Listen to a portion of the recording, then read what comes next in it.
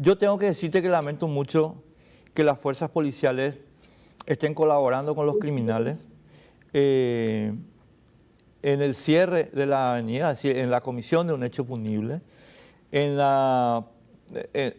permitir que estos criminales expongan a sus propios hijos menores de edad a situaciones de peligro, exposición al tránsito, a peligro en el tránsito, etcétera, etcétera, etcétera. Pero todo bajo cuidado de la policía, mi querido Carlos, y la verdad es que creo que tenemos que empezar a revisar los acuerdos mediante los cuales ustedes están obligados a hacer esto, porque no corresponde. ¿Qué opinas? Bien, mi querido Enrique, por eso que depende mucho del punto de vista. De hecho, como siempre hablamos, discutimos, debatimos algún tema, respeto muchísimo, ¿verdad?, tu punto de vista, pero también hay otro punto de vista que no podemos dejar de ver. Yo como particular, por decir, como ciudadano, totalmente, digamos, estoy en contra de lo que es el cierre, por más de que son cierres que muchas veces lo hacen de manera simbólica y otros que duran más tiempo, ¿verdad? Pero como ciudadano, obviamente de que conculca mis derechos, conculca mi derecho a llegar al trabajo, a la facultad, al colegio, a la escuela, pero también hay que entender de que para nosotros, como la Policía Nacional, no nos dedicamos a protegerlos o a defenderlos. Lo que nosotros hacemos es sí establecer un área o un cordón, digamos, en donde establecemos el control de estas personas, porque en muchas oportunidades justamente los vecinos de las Mercedes exigen seguridad porque estos integrantes de pueblos originarios eran denunciados, así como dice el Zócalo, constantemente por asaltos y robos domiciliarios. Lo que ha hecho la policía para contener a esta cantidad de 800 o 900 integrantes de pueblos originarios es acordonar el área para que estas personas justamente no estén abandonando, digamos, de manera masiva la zona e incurrir nuevamente en los que se denunciaban, los hurtos y hurtos agravados en la zona. Entonces se hace un cordón, se protege la zona para que ellos no abandonen mucho el sitio y que no estén incurriendo en esos hechos punibles. Y por otro lado también organizar el tráfico, organizar el desvío y dar, digamos, esa garantía a los ciudadanos que quieren llegar. Ahora, la gente se pregunta del por qué nosotros no utilizamos la fuerza, porque tal vez suene un poco grosero, ¿verdad? Suene un poco grosero. La Policía Nacional tiene la capacidad, tiene, digamos, la habilidad y tiene la experiencia, digo que tal vez suene un poco grosero, para peinar ciertas zonas en donde existe, digamos, cierres de rutas, por decir. Pero hay un trato en donde vemos de que los pueblos originarios tienen un estatuto en particular. Sé de que puede venir la discusión de que está la apelación de leyes, de que está la Constitución Nacional, las leyes, los reglamentos, los estatutos, pero hay artículos que dan, digamos, esa protección a ellos en el sentido de que nosotros no podemos hacer uso de la fuerza para desalojarle del sitio. ¿Y por qué esto? Porque hay una particularidad de estos pueblos indígenas que cuando llegan a Asunción es altísimo el porcentaje de menores de edad que están dentro de los grupos que se manifiestan. Para nosotros es totalmente inaplicable la utilización de gases lacrimógenos, utilización de balines de goma, utilización de tonfas o utilización de hidrantes o caballos de la montada. Entonces, lo que se deviene aquí, también viene la discusión y el debate, porque se tiene que discutir el cumplimiento de una ley.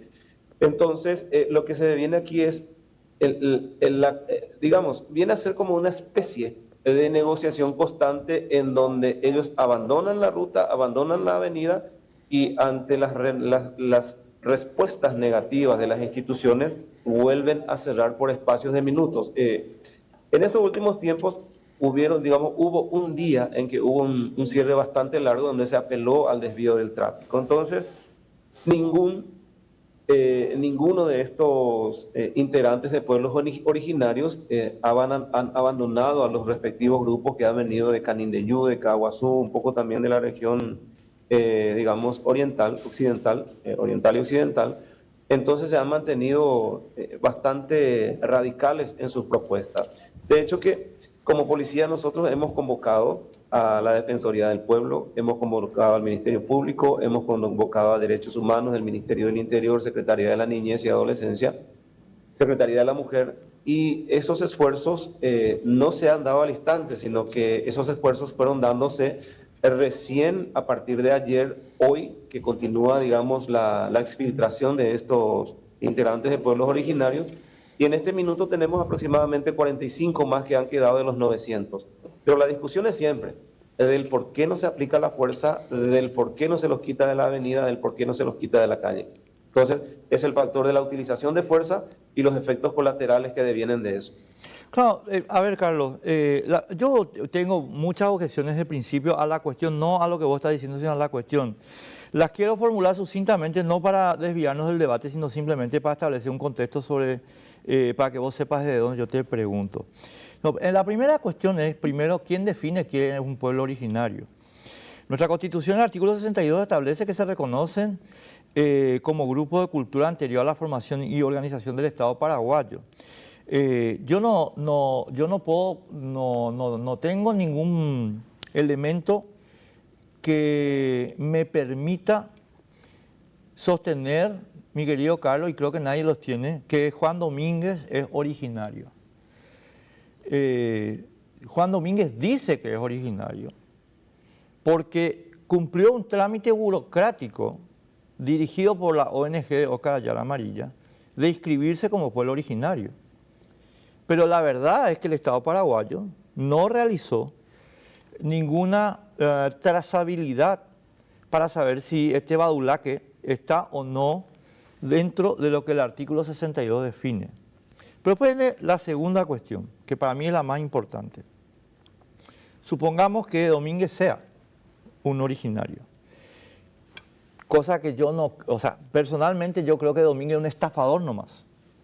Pero supongamos que sea un originario. Dice el artículo 63 que queda reconocido y garantizado el derecho de los pueblos indígenas a preservar su identidad, derecho a aplicar su sistema de organización política, social, económica, cultural, bla, bla, bla, siempre que ellas no atenten contra los derechos fundamentales establecidos en nuestra Constitución. Siempre que no atenten contra los derechos. El derecho al tránsito es un derecho fundamental establecido en la Constitución. No es un derecho accesorio, es un derecho fundamental. Y estos badulaques vienen a cercenar este derecho alegando que son pueblo originario, cosa que no está aprobada, y trayendo en su beneficio unos acuerdos de gobernanza firmados por unos gobernantes corruptos y cipayos para imponer a la sociedad paraguaya la extorsión permanente de su ejercicio de la violencia. Pero había sido que, mi querido Carlos, con el auxilio de una policía atada de pies y manos. Entonces yo lo que reclamo, y termino con esto la perorata, es que denunciemos este acuerdo, donde haya que denunciar, y liberemos a la policía de esta atadura falsa que le impide defender a la mayoría que está siendo menoscabada por este delincuente de Juan Domínguez y por Óscar Ayala Amarilla. Esa mayoría decente, la mayoría que trabaja, que paga impuestos, que está siendo atropellada por el badulaque de Óscar Ayala Amarilla, abogado del EPP, y el gestor de todos estos hechos de violencia, y de este Juan Domínguez, que es su amanuense.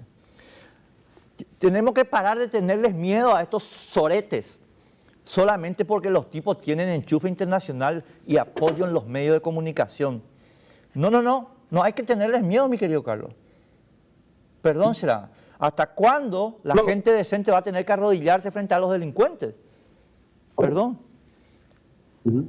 Bien, yo concuerdo, esto hay que asumir, concuerdo con tus expresiones, mi querido Enrique, porque amén de que soy oficial de policía, amén de que soy comandante de la Policía Nacional, tengo también los mismos derechos que me asiste la Constitución Nacional, tengo mis derechos civiles. Entonces, estoy totalmente de acuerdo, pero en la función que nosotros cumplimos, no solamente está en la Policía Nacional, había mencionado que es una conjunción ya de varias instituciones que están atendiendo el problema. De esta conjunción, digamos, de varias instituciones, es que se reconoce, así como habías dicho, lo que manda la Constitución Nacional en el artículo 62, reconociendo la existencia de estos pueblos, el artículo 63 reconociendo sus derechos, pero también hay un punto que sí realmente viene al debate de que aparecen varios ciudadanos que originalmente, entre comillas, eran paraguayos, pero con el correr del tiempo también se volvieron integrantes de pueblos originarios, Ahí está, pues. inclusive, exacto. Y entonces, el tema es de que supuestamente ellos están reconocidos por las instituciones que tratan, digamos, los derechos en cuanto a los indígenas, también están reconocidos en INDI como líderes. Entonces gozan, entre comillas, de lo que dice la Constitución Nacional en estos artículos 62 y 63. He visto inclusive en Alto Paraná, cuando estaba trabajando como director de policía, he visto a una ciudadana con apellido brasileño, con ojos verdes, hijas también con ojos azules, que también eran parte de pueblos originarios y que patrocinaban digamos, las invasiones de terreno, las invasiones de tierra. Entonces, particularmente puedo decir de que veo, digamos, esa misma situación, pero que al final del día ellos son reconocidos tanto por estos pueblos originarios como por algunas entidades que hacen, digamos, el control de quiénes son y quiénes no son integrantes de pueblos originarios. Hay mucho por hablar en este tema, muchas veces escapa a la función policial, escapa a la función de forma que hacemos. Hay otras instituciones que también trabajan sobre este tema y que deberían, digamos, decir lo que habías mencionado al principio. ¿Quién es el que define?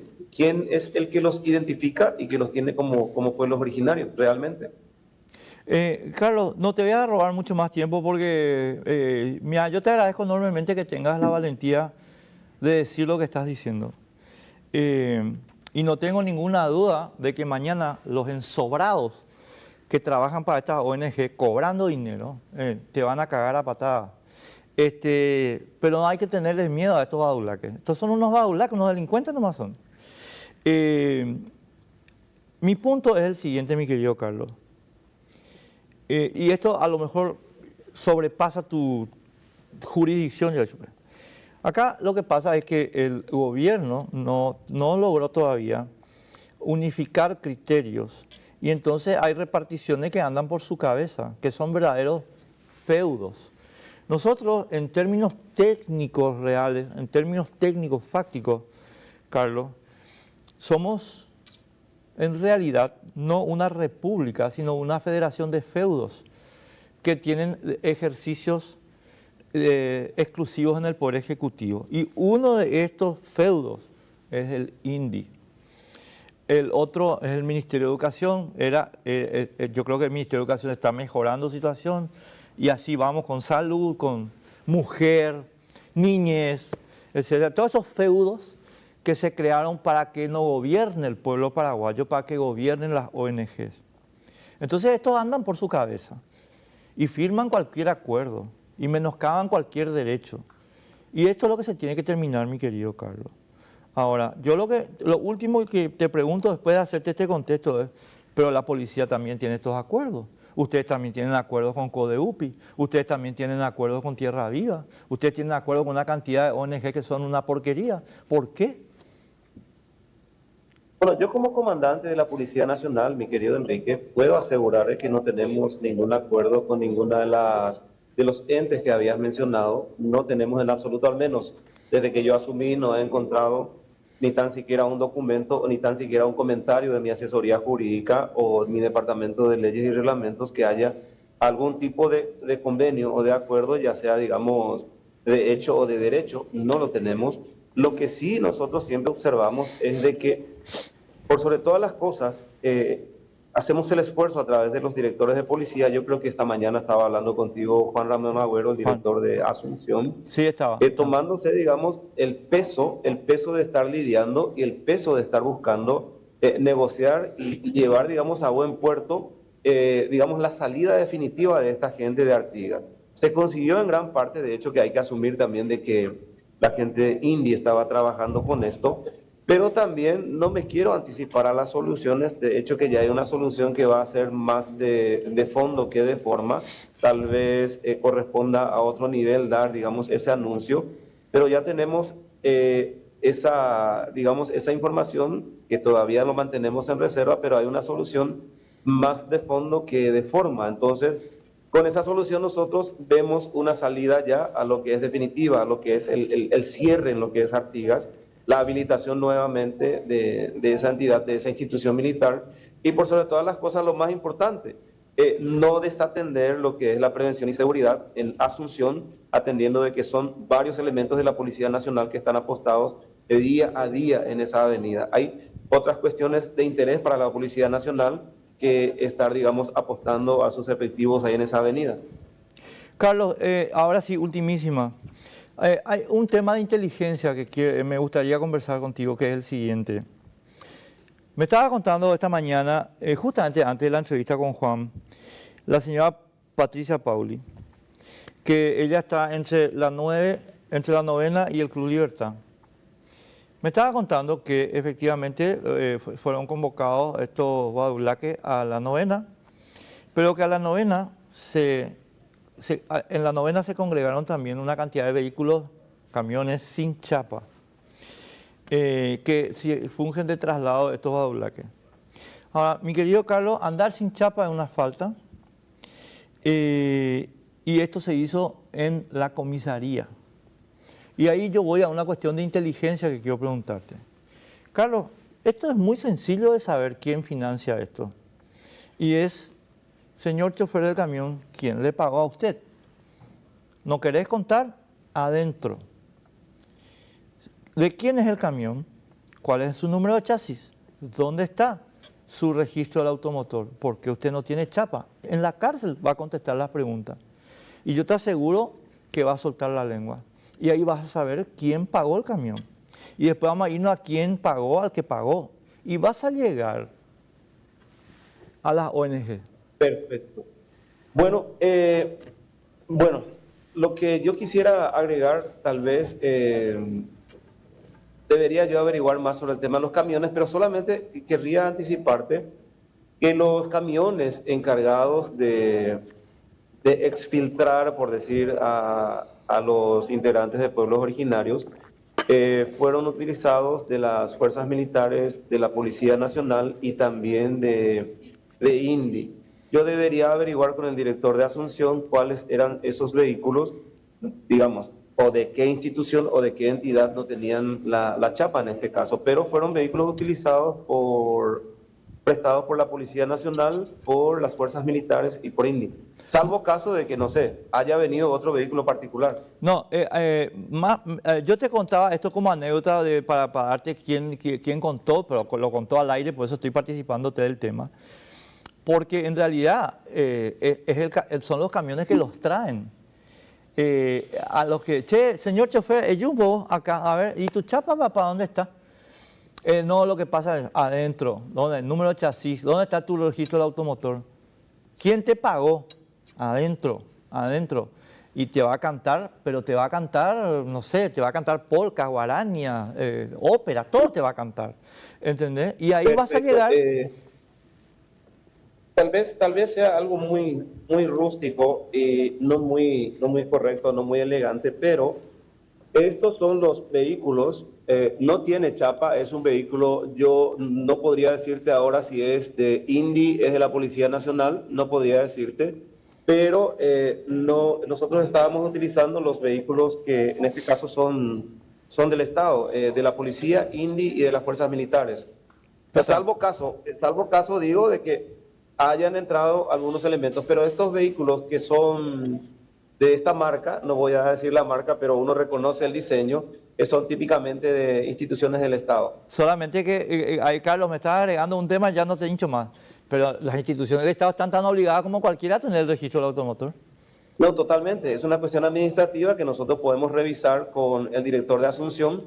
Entonces, para ver, es correcta la información que dio la señora, porque estoy viendo el video, porque esa es parte de un video, y al menos la parte trasera no tiene una placa.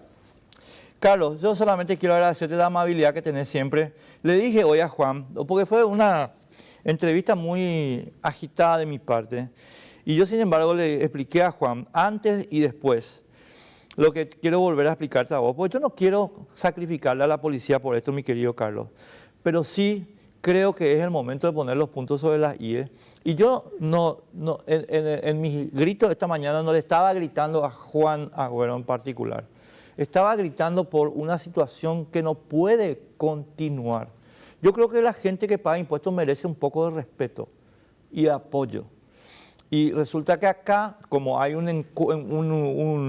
como hay ensobrados, ¿verdad? Como hay gente ensobrada, entonces se guarda silencio sobre los ciudadanos que sufren el atropello para dar comunicación a este bandido de Óscar Ayala Amarilla y a toda su entourage de ONGceros y compañía, y a este Juan Domínguez, que tiene que estar en la cárcel, él y sus hermanos, cuñados y demás deudos, porque toditos están procesados.